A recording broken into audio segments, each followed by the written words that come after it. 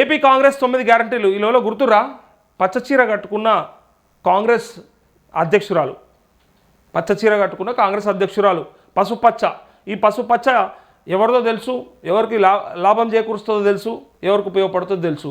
తిరిగి తిరిగి అన్నం మీదకే ఎక్కిపెట్టింది కదా బాణం. ఎవరు ఎక్కుపెట్టిన బాణం? జగనన్న బాణమా అంటే లాస్ట్కు పాపం ఇది ఆంధ్రప్రదేశ్కు సంబంధించిన ముచ్చట. కానీ ఆమెను చూస్తే గుర్తొచ్చింది. ఎందుకంటే ఇక్కడ వైఎస్ఆర్ టీపీ అని తెలంగాణ పార్టీ అని పెట్టి తిరిగి ప్రజలల్లో రేవంత్ రెడ్డిని, కేసీఆర్ని, ఇక్కడ ఉన్నటువంటి నాయకుల్ని ఈమె తిట్టినట్టు ఎవరు తిట్టలే. ప్రతిపక్షంలో బీజేపీ కూడా తిట్టలే. అందరిని ఒక అరుసుకుంది, మంచిగా ఒక లైన్ అరుచుకుంది. అప్పుడు ప్రతి కాన్స్టిట్యున్సీ తిరుగుడు, ఏదొస్తే అది మాట్లాడింది. ఏం చెప్పింది? నేను ఇక్కడి కోడల్ని, నేను నా మెట్టినిల్లు ఇక్కడనే కాబట్టి నాది ఇక్కడనే, నేను పుట్టింది ఇన్నే, సచ్చేది ఇన్నే, చివరి వరకు మీతోనే ఉంటా, పాదాల మీద చేసే యాత్ర పాదయాత్ర. మీ ఆవిడని ఎందుకంటారు తెలుసా అని అడిగింది మనల్ని. అందరిని అడిగింది, అందరం చూసినాం. మీ ఆవిడని ఎందుకంటారు తెలుసా? తెలుసు, ఎందుకంటారో తెలుసు. అట్లా గమ్మతైన మాటలు చెప్పి తెలంగాణనంతా ఒక ఊపేసి ఆగం చేసి లాస్ట్కి బాణం ఇట్లా ఎవరు అసలు యాక్చువల్గా ఏమనుకున్నారు అంటే అందరూ కేసీఆర్ చేసి తీసుకొచ్చిండు షర్మిలను అనుకుర్రు. బాణం ఇటువైపు పెడితే, కాంగ్రెస్ దిక్కు పెడితే, కాంగ్రెస్ బీజేపీ వైపు మాట్లాడినప్పుడు కాదు ఇది బీజేపీ కాంగ్రెస్ ప్లాన్ చేసిందని చెప్పారు. కాంగ్రెస్ వైపు మాట్లాడినప్పుడు బీజేపీ ఎక్కుపెట్టిన బాణం అని చెప్పారు. తిరిగి ఈ బాణం ఎటు ఎక్కుపెట్టలే. ఈ బాణం తిరిగి చక్కగా అన్న కిందికి పోయింది, అన్న సీటు కిందికి పోయింది. బయట శత్రువులతో 100 మందితో కొట్లాడచ్చు, కానీ ఇంట్లో శత్రువుతో ఎవరైనా కొట్లాడతారా? ఇంటి దొంగ అని పేరు పెట్టచ్చు. ఉండి సరే ఈమె కష్టం ఉంది లేదని చెప్పా నేను. 16 నెలలు జైల్లో ఉంటే జగన్మోహన్ రెడ్డి ఈమె పాదయాత్ర చేసి ఆ పార్టీని అధికారంలోకి తీసుకురావడానికి ప్రయత్నం చేసింది వాస్తవమే. ఒక ఆడ కూతురుగా ఆమె కష్టాన్ని నేను గుర్తిస్తాం, మాట్లాడినా కూడా చాలాసార్లు ఆమె మంచిదే అని చెప్పి. కానీ తను తీసుకున్న నిర్ణయాలు, ఆ రోజు ఒక మాట చెప్పి తర్వాత ఇంకో మాట చెప్పి మళ్ళీ ఇప్పుడు చివరికి ఆంధ్రప్రదేశ్లో పరిపాలన సరిగా లేదు అని చెప్పి సొంత అన్నకే వ్యతిరేకంగా మాట్లాడితే ఇక ఎవరు ఎట్లా నమ్మాలి అసలు? ఈ ఏదో సినిమాలో కూడా జోక్ ఉంటుంది, ఇది చెల్లి రూపంలో ఇంకా ఎవరో రూపంలో ఉంటారని చెప్పాను అన్నారు కదా, అదే కదా. శత్రువులు ఎక్కడో ఉండరు, మన ఇంట్లోనే ఉంటారు, అది చెల్లి రూపంలోనే ఏదో ఉంటారని చెప్పి అన్నారు. సో తను ఓపెన్గా ఇక నేనే మా అన్నకు వ్యతిరేకం అని చెప్పి కాంగ్రెస్ పార్టీలో అధ్యక్షురాలు పదవి తెచ్చుకొని ఇలా అన్న మీదనే పోరాటం చేస్తూ ఉంటుంది. ఒక పక్క జగన్మోహన్ రెడ్డి, వీళ్ళు మొత్తం ఒక పక్క. అంటే యాక్చువల్గా వైఎస్ఆర్టీపీ పేరుతోని తను పార్టీ పెట్టినా ఆ పార్టీని మొత్తం తీసుకుపోయి కాంగ్రెస్లో కలిపి పాడేసిన. ఇప్పుడు కాంగ్రెస్లో ఉంది కానీ పేరుకి ఎవరికి మద్దతు చేస్తుంది అంటే ఆమె కట్టుకున్న చీర చెప్తే కూడా అర్థమైపోతుంది. కానీ ఎందుకంటే కాంగ్రెస్ టీడీపీ మరి పొత్తులనే ఉండే మొన్న 2018లో ఈవెన్ తెలంగాణలో కలిసి పోటీ చేసినాయి. కాబట్టి అక్కడ కూడా జగన్మోహన్ రెడ్డికి వ్యతిరేకంగా బీజేపీ, పవన్ కళ్యాణ్, అట్లే టీడీపీ పొత్తులో ఉన్నాయి.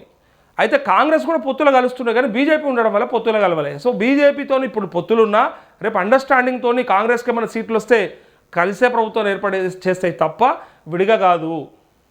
ఇప్పుడు ఎవరు ఎక్కువ పెట్టిన బాణం అనేది ఇక క్రిస్టల్ క్లియర్, మనకైతే అర్థమైపోయింది కదా ఎవరు ఎక్కువ పెట్టింది అండ్ ఎవరికి పెట్టింది. ఎవరు పెట్టలే, ఆమెనే మా అన్నకే ఎక్కువ పెడతా అని చెప్పి డిసైడ్ అయిపోయింది. అన్న పదవిని, అన్న సీట్ని లాక్కోవడానికి. అయితే ఏపీలోనట 9 గ్యారెంటీలు అట, ఇక్కడ 6 గ్యారెంటీలతో ప్రభుత్వం వచ్చింది కదా, ఇంకొక 3 గ్యారెంటీలు కలిపిర్లే, ఇంకొక 3 వేసుకున్నారు. అధికారంలోకి రాగానే అమలు చేస్తామని హామీ. ఏపీకి 10 ఏళ్ల పాటు ప్రత్యేక హోదా. ఈ ముచ్చట్లే వింటే అస్సలు నచ్చదు తెలుసా. ఇప్పుడు స్పెషల్ స్టేటస్ అన్నారు, మాకు ఎంపీ సీట్లు ఇవ్వండి అత్యధికంగా, నేను తీసుకుపోయి కేంద్రం మెడల్ వంచైనా సరే ఆంధ్రప్రదేశ్కి ప్రత్యేక హోదా తీసుకొస్తా అని చెప్పారు.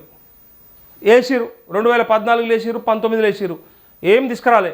ప్రత్యేక హోదా వచ్చిందా? రాలే. సో జగన్మోహన్ రెడ్డి ఏం చెప్పిండు? చంద్రబాబు యూటర్న్ బాబు అయిండు, ప్రత్యేక హోదా అవసరం లేదు, ప్రత్యేక ప్యాకేజ్ సరిపోతుందని చెప్పిండు అని చెప్పి ఆ రోజు చంద్రబాబుని అందరు విమర్శించారు. అప్పుడు విమర్శించి ఏం చేసిరు? పవన్ కళ్యాణ్, చంద్రబాబు కలిసి పోటీ చేసినా వాళ్ళని బండగొట్టి వాళ్ళని అధికారంలోకి వెళ్ళి తీసేసి జగన్మోహన్ రెడ్డి వచ్చిండు అధికారంలోకి. ఆయన కూడా ఏం చెప్పిండు? నేను అధికారంలోకి రాగానే కేంద్రం మెడల్ వంచి ప్రత్యేక హోదా తీసుకొస్తా. బాబు యూటర్న్ తీసుకున్నాడు, ఆయన యూటర్న్ బాబు, బట్ నేను కాదట్లా, నేను తీసుకొస్తా అని చెప్పిండు. ఇక పోయి కేంద్రం మెడలే వంచిండా, ఈయన మెడల్ వంచిండా అనేది మనం అందరం చూసినాం కదా, ఎన్నో ఫోటోలలో చూస్తాం మనం. ఈయన మెడల్ వంచి లాస్ట్కు ప్రత్యేక హోదా కూడా రాలే. కనీసం పోలవరానికి ఏమన్నా ప్రత్యేక హోదా వచ్చిందా అంటే కాళేశ్వరం ఇప్పుడు మనం కూడా అడిగినాం ఇక్కడ కాళేశ్వరంకి అట్లే అక్కడ పోలవరానికి అయితే ఇస్తామని కేంద్రమే చెప్పింది కదా, విభజన చట్టంలోనే పెట్టింది కదా, ఒక ప్రాజెక్టుకి జాతీయ హోదా ఇస్తామని ఇచ్చిందా? ఇస్తే దాన్ని ఎంతవరకు నిధులు వచ్చినాయి? ఎందుకు పూర్తి కాలేదు? ఇంకా ఎల్లటికీ పట్టిసీమ ఎందుకు పూర్తి కాలేదు ప్రశ్న. 3 రాజధానులు, సరే ఒక రాజధాని పెడితే కింద మీద అయిపోతుంది, అది భవిష్యత్తులో మళ్ళీ మరో హైదరాబాద్ అయితే మళ్ళీ ఇబ్బందుల పాలవుతాయి. అండ్ ఉన్నటువంటి అటు కోస్తా ప్రాంతం కానీ ఇటు రాయలసీమ కానీ ఇటు ఇబ్బందులు వస్తాయని చెప్పి మళ్ళీ ప్రాంతాల మధ్య వైషమ్యాలు ఉండొద్దని చెప్పి ప్రయత్నం చేసి సరే 3 రాజధానులు నువ్వే చెప్పినావు, ఆర్థిక రాజధానిని లేకపోతే జ్యుడిషియల్ రాజధాని లేదంటే ఇంకొకటి క్యాపిటల్ ఫైనాన్షియల్ క్యాపిటల్ అని ఇట్లా 3 క్యాపిటల్ చెప్పినావు కదా. అడ్మినిస్ట్రేటివ్ క్యాపిటల్ ఒకటి, జ్యుడిషియల్ క్యాపిటల్ ఒకటి అండ్ ఫైనాన్షియల్ క్యాపిటల్ ఒకటి. ఈ 3 క్యాపిటల్స్ పెడతా అని చెప్పి రాయలసీమలో ఒకటి, వైజాగ్లో ఒకటి అండ్ విజయవాడలో ఒకటి. ఏమైనాయి మరి ఇవి? భూములు రైతుల దగ్గర నుంచి తీసుకున్న తర్వాత ఇప్పటి వరకు రాజధాని ఎందుకు గట్టలే చెప్పాలి, కడతా అని చెప్పారు కదా మీరే. సో ఆంధ్రప్రదేశ్కి ప్రత్యేక హోదా అనేది వస్తుందా రాదా అంటే ఎంత పెద్ద ప్రశ్న అంటే ఎవ్వరు కూడా ఆన్సర్ చేయలేని ప్రశ్న. పక్క రాష్ట్రం అయి ఉండొచ్చు, మాతోని విడిపోయిన వాళ్ళే, వాళ్ళు కూడా బాగుండాలని కోరుకుంటాం అండ్ వాళ్ళకు కూడా అన్నీ రావాలని కోరుకుంటాం. హైదరాబాద్ని మిస్ చేసుకున్నారనే ఒక భావన వాళ్ళకు ఉంది కాబట్టి దానికి తగ్గట్టుగా వాళ్ళకి కాంపెన్సేట్ చేసేది ఉండే. అప్పటి కేంద్రమైనా ఇప్పుడున్న కేంద్రమైనా చేయలేదు.